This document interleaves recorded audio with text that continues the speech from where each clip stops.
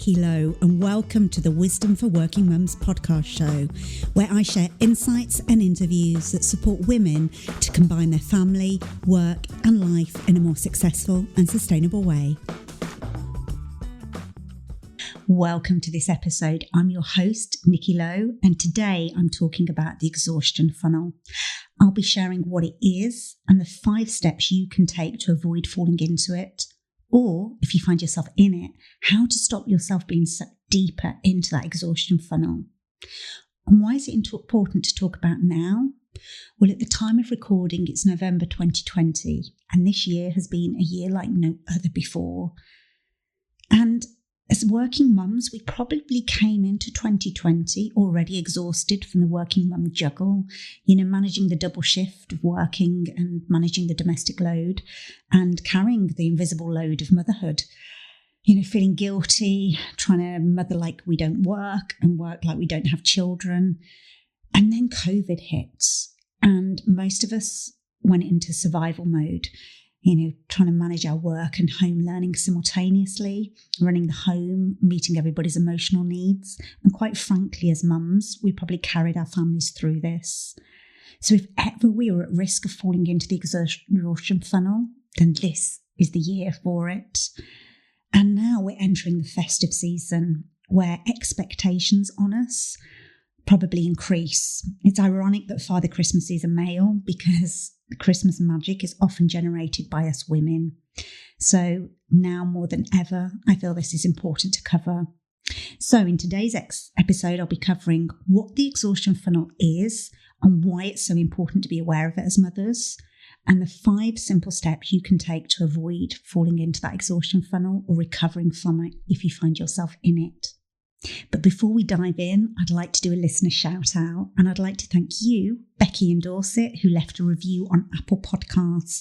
And Becky said, "A fantastic life-saving podcast. Whenever I feel overwhelmed or my grumpy mum levels are riding high, I would always listen to one of Nikki's podcasts to level myself back out. It's such a valuable resource to me, especially with all that has happened this year. Keep going, Nikki." Thank you, Becky, not only for sharing your words of encouragement, they've really cheered me on, but for taking the time to share and to know that, this is a valuable resource for you means the world to me. You've probably heard me say time and time before, it gets lonely here in podcast land. I never understand truly who's listening and what impact the episodes are having. So when people take the time to share with me, it genuinely makes my day and means the world to me. So if you're listening to this and you've not yet left a review, it would be amazing if you did. You can head over to iTunes or wherever you listen to your podcast. You just rate the podcast and leave a review there. And not only does it help me to continue to create really useful content and relevant episodes for you, it also helps more working mums like you to benefit from the show. Because the way in which it works is the more reviews a podcast gets, the higher in the rankings it is, and therefore the more people who get to see it. It kind of works on that basis. So when you do that, it really does help. So now back to the exhaustion funnel. So how I came to discover about the exhaustion funnel was really through my own journey, and which you've probably heard me talk about on this podcast before. But for those of you that are new to the podcast, who have not heard my story, I ended up experiencing burnout as a mum. And if I'm honest, and if I look back with hindsight, I can absolutely see what led me to that burnout journey. And it was falling into this exhaustion funnel. Now, this concept isn't something that I've just made up. It's actually a real concept that was developed by a professor called Marie Asberg, who's an expert on burnout. And she developed it. She works for the Karolinska Institute in Stockholm. And she developed this concept of the exhaustion funnel. And what she talks about is really a downward spiral of exhaustion and burnout. And that was absolutely my experience with my first child. I kind of found very early on in my motherhood journey that I felt really drained. And I think there were a number of different influences on that. I think motherhood with a newborn is absolutely draining. We're losing our sleep. We're giving all of our time and energy and resources to keep this little precious bundle alive and well and happy. My kind of journey also coincided with my son being diagnosed with a hole in his heart when he was 5 weeks old. So we were in and out of hospital, and I was a vulnerable new mum who, just wanted to protect her precious bundle, and felt that he was, this really vulnerable. And I felt completely out of my depth with my first child, also not having my own mum around because my mum had died before I became a mum. And I kind of found myself getting sucked into this exhaustion funnel. But I think regardless of whether you're a mum that had that experience of being in and out of hospital with a child, I think the concept still applies, because without a shadow of a doubt, motherhood is one of the most wonderful blessings we can have. But I think that means that we can sometimes feel really guilty for talking about when we're struggling or when we are exhausted. And I know that was my experience. I felt so drained that I assumed I was doing it wrong because nobody else was talking about this. They were talking about how amazing it was. And so I really am passionate about talking about this to normalise the struggle, really. I also assumed that because I was feeling so drained, I was somehow kind of weak and incapable as a mum. That message that being a mum is one of the most natural things in the world. Our bodies are literally designed to give birth and sustain life. But if we look back over generations, we wouldn't have been doing it in the way that we now do it in our modern culture. We would have had that village around us to support us, but we still seem to hold ourselves accountable in the same kind of way. And I also saw a lot of mothers who seem to be thriving.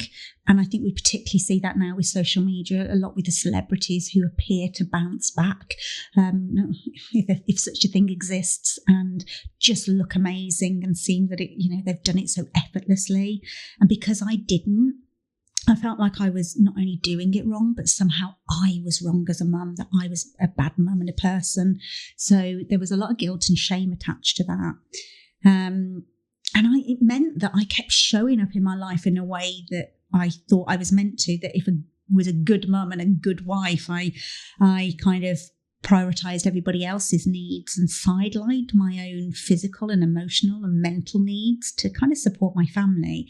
And I did what I was supposed to do, or at least what I thought I was supposed to do, without complaining. And I believed that kind of wanting more or doing things for myself made me somehow selfish, or made me needy or weak or kind of a bad mum. And that's where I found myself in kind of this exhaustion funnel spiraling down. And so when I came across this as actually a professional concept that, has been studied and researched, it was music to my ears, because it actually put a framework around my own personal experience.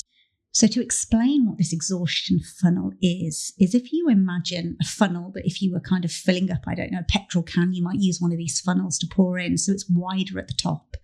And at the top of the funnel really would exist a balanced and fulfilled life, as much as, that exists. But we have this kind of ebb and flow between kind of demands and then replenishing.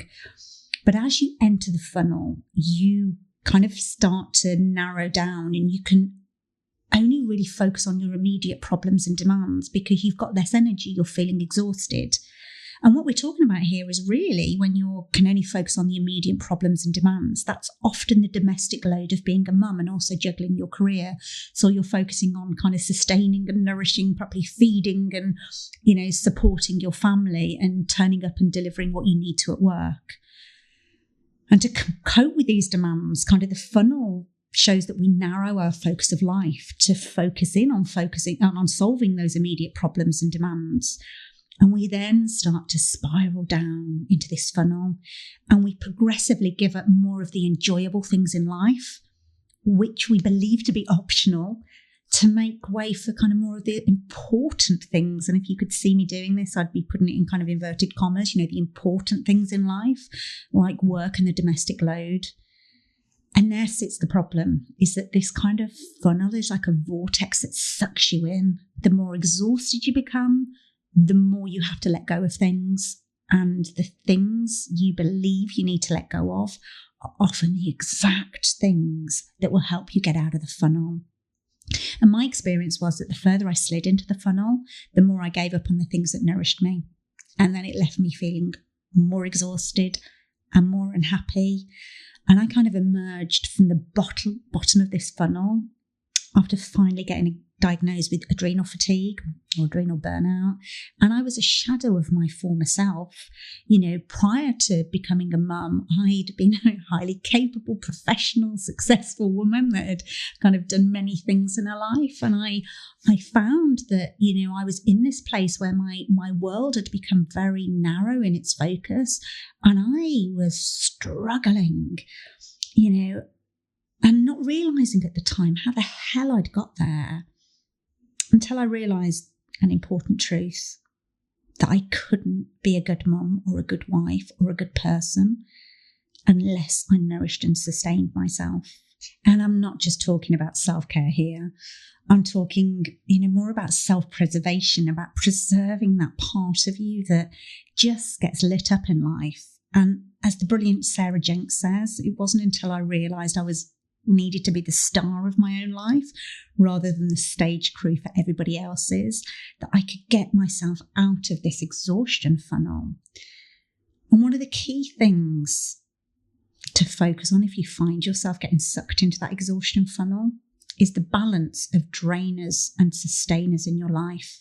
And I think this is particularly important this year in 2020 when life has changed for so many of us during the pandemic.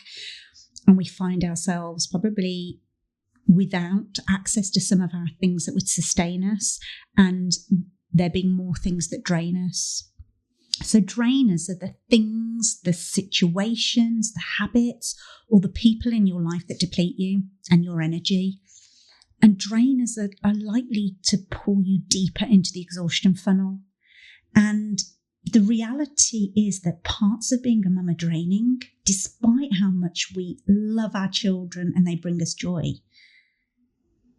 And sustainers are the things or situations or habits or people that energize and nourish you. They kind of contribute to your well-being and vitality. They could be physical, mental, emotional, spiritual vitality. And they also help you to feel kind of grounded and connected and whole. They tend to bring you kind of peace and joy, and they literally sustain you. And I think it's really important to be aware that, our culture doesn't necessarily acknowledge or support us as mums to do things that sustain us. I think there can be a lot of judgment when we do things to sustain ourselves. But if there's one thing that I learned on my kind of burnout journey, unless I pay attention and take responsibility to sustain myself, life will drain me and I cannot show up for myself or my family then in a way that I want to. So I wanted to share with you 5 steps that you can take to help keep you out the exhaustion funnel, or if you find yourself falling into it, to kind of stop yourself being sucked deeper and find your way out of it. And the first step is to identify your drainers. And I'm talking here without judgment. Start to notice what or who steals your energy. What things trigger you into unhelpful emotions. It might make you feel anxious or resentful or angry. And this could be, social media. It could be the news. It could be the morning routine in your household. We had a recent situation in our house where I'd noticed that we got into this pattern of our morning routine just being really chaotic. And I would kind of get everybody out the house and where they needed to be and sit down at my desk to do my work. And I'd be absolutely exhausted. And I just got to the point where I was like, this can't continue. Something's got to change. And I just started to notice it. And that was the first step. The second step is to identify your sustainers. Start to notice what makes you feel more energized. And it will probably include the obvious things like nutrition. When we eat well, we tend to feel like we've got more energy, getting the best quality sleep we can. And I get it, as mums, that's not always within our control, but controlling the controllables around that. It's about exercise. But actually, I prefer the term movement because often intense exercise, when we're already feeling exhausted, can leave us feeling more depleted. So I try and pay attention if I'm going anywhere near the exhaustion funnel. I try not to do high intensity workouts. I tend to focus on working in more than working out, because working out requires an energy that you might not or have at that point, and also mindfulness. But it will also include some very unique things for you. Try and identify what your sustainers are without judgment. What makes you feel alive and fully you could be very different to what makes the next person feel alive. And this is about paying attention and trying to cut out the external noise about what you should or ought to be doing to sustain yourself, but just noticing what is. And the third step then is taking an honest assessment, starting to do an audit of your typical day or your typical week, and reflecting on your routines and habits and ways of working, and actually being honest about how many drainers do you have across a typical day or week, and how many sustainers do you have, and what's the balance between them. And just notice that with as little judgment as possible, because the tendency is we might notice this and then kind of beat ourselves up or get more critical or, add on kind of more judgment about what we should be doing. And that's not the point here. It's just taking a really honest assessment and noticing, because what we become aware of, there's a saying in coaching and therapy that awareness is curative. Just being aware of it, we can make the shifts. And so then the next step, so the fourth step, is about limiting your drainers. It's about looking at those things that drain you and start to consider which ones are within your control. And if they're not within your control, what could you do to influence reducing them or eliminating them? What could you do to change the way you interact with them to reduce their impact? So I mentioned earlier that our morning routine in our house just wasn't supporting me. It wasn't sustaining me. It was really draining me. And I tried a few things, and part of this is about experimenting. So I tried getting more sleep, and I tried, and that didn't really help, which was weird because I always assume that, sleep is the answer to everything. I'm literally a better human when I sleep more. But I was noticing that even if I lay in bed longer, that wasn't helping. So I actually tried something different. And what I did was set my alarm early. And I have to do that really early in our household because my children are both early risers, particularly my son. He's known to rise, 5 o'clock most days. So what I was doing was setting my alarm for as early that felt sustainable. And I would just get up and come down into the kitchen without any of my children, without any of the family members, and just sit and light a candle and gather myself together and gather my thoughts together. I mean, you might call it a meditation, but I didn't really even focus on that. I started to do this kind of sacred start of a morning that was just some peace and quiet where I could collect myself together and be whole before anybody needed anything from me. And I actually found that was a far better way for me to start my day.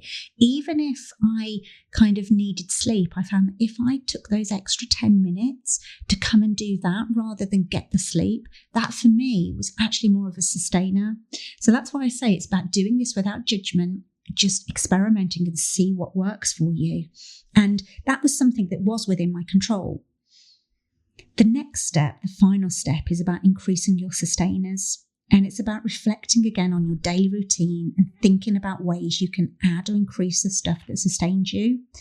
And it doesn't need to be big or bold changes. It could just be little micro shifts that make your daily routine sustain you. It might be putting on a piece of music that uplifts you while you're having a shower. It could be lighting a candle that's got a particular smell that just makes you feel a bit more joy. So these don't have to be big changes, because I think when we're already in that exhaustion funnel, we can't make big changes. We literally haven't got the energy to do it, or, it's difficult to create the mental space to even contemplate it. So all this is about is making small changes in your life that kind of support, sustain and nourish you, and to adjust the balance between your kind of drainers and sustainers, to prevent yourself being sucked into that exhaustion funnel. And I think ultimately it's about giving ourselves the permission to do this, because I know from my own experience, it wasn't until I hit the rock bottom that I actually took off these unhelpful beliefs that kind of putting myself anywhere near the top of my kind of needs list was something that I could do. And hopefully me sharing my journey helps you in some way to not get sucked into that exhaustion funnel, or at least if you find yourself in it, not getting pulled further into it. So the key message from this episode is that it's easy to find ourselves in this gravitational pull of the exhaustion funnel as working mums, but there are some simple steps that we can take to avoid falling into it, or if we're in it, to pull ourselves back out of it. And it's about kind of identifying our drainers, identifying our sustainers, take an honest assessment of our kind of typical day or week to see where the balance is, and then taking steps to limit our drainers. And the final step is about increasing our sustainers. And I hope this has been useful, having those insights into the exhaustion funnel and what you can do to avoid it. And this year, more than ever, we need to be aware of the risk and the impact of it. As always, I love to hear from you. So head over to social media. You can find me on Instagram, Nikki_Wisdom for Working Mums, over on Facebook, Wisdom for Working Mums, or always head over to the website, wisdomforworkingmums.co.uk, and make contact there because I'd love to hear from you. Until the next time, take care and thanks for listening. If you've enjoyed this episode of Wisdom for Working Mums, please share it on social media and with your friends and family. I'd love to connect with you too. So if you head over to wisdomforworkingmums.co.uk, you'll find a link on how to do this. And if you love the show and really want to support it, please go to iTunes, write a review and subscribe. You'll be helping another working mum find this resource too. Thanks so much for listening.